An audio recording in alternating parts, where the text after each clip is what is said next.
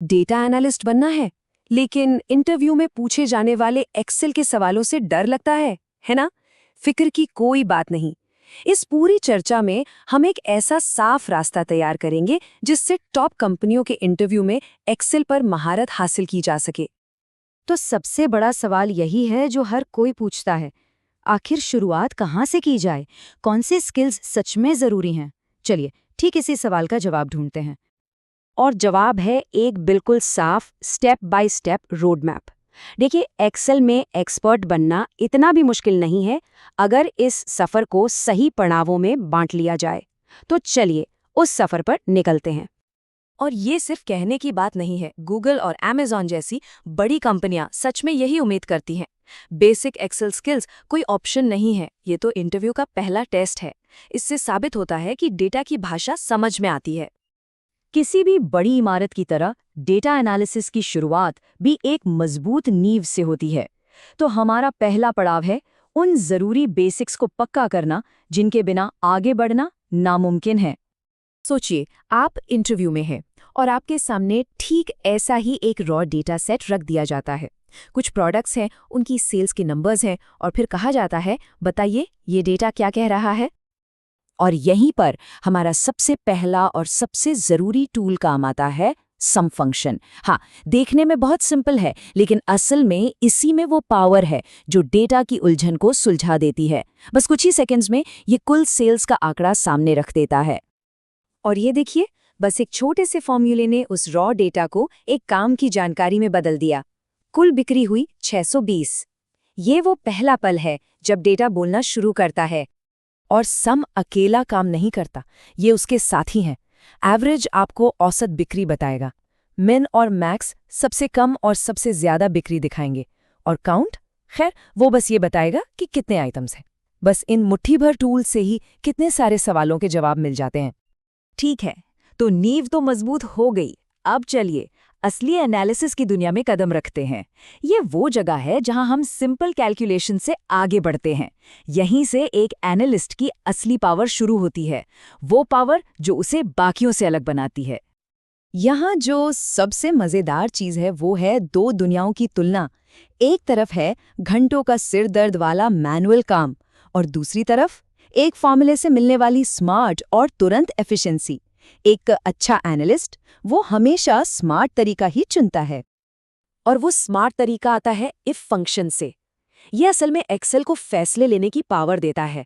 आप बस नियम तय कर देते हैं, जैसे अगर सेल 100 से ज्यादा है तो उसे हाई कहो, और बाकी सारा काम एक्सेल खुद कर देता है। कमाल है।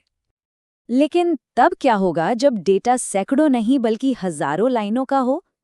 तब आते हैं पिवट टेबल्स। और सच कहूं तो ये किसी जादू से कम नहीं है।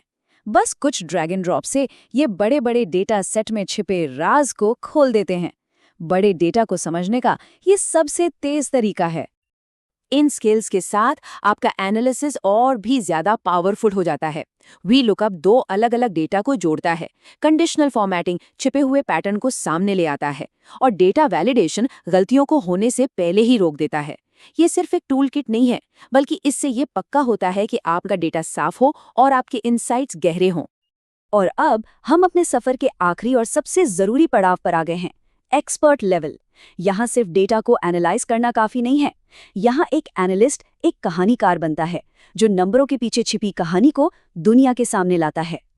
एक बात हमेशा याद रखनी चाहिए, असल दुनिया का डेटा कभी भी साफ सुथरा नहीं मिलता, वो बिखरा हुआ होता है। इसलिए एक्सपर्ट लेवल का काम लगभग हमेशा उस बिखरे हुए डेटा को साफ करने से ही शुरू होता है। पावर क्वेरी जैसे टूल्स यहाँ सुपर हीरो की तरह मदद करते हैं और आपके एनालिसिस के लिए एक मजबूत जमीन तैयार करते हैं। एक बार डेटा साफ हो जाए तो उसे विजुअलाइज करने का समय आता है।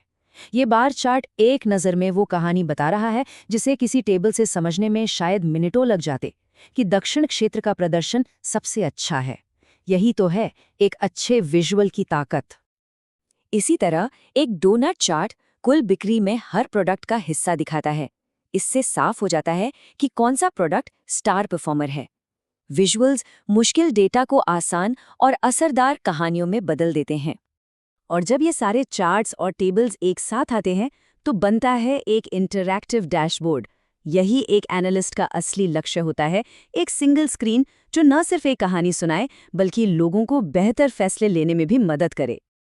तो ठीक है, स्किल्स सीख लिए, नॉलेज भी आ गई, लेकिन असली परीक्षा तो अभी बाकी है, इंटरव्यू।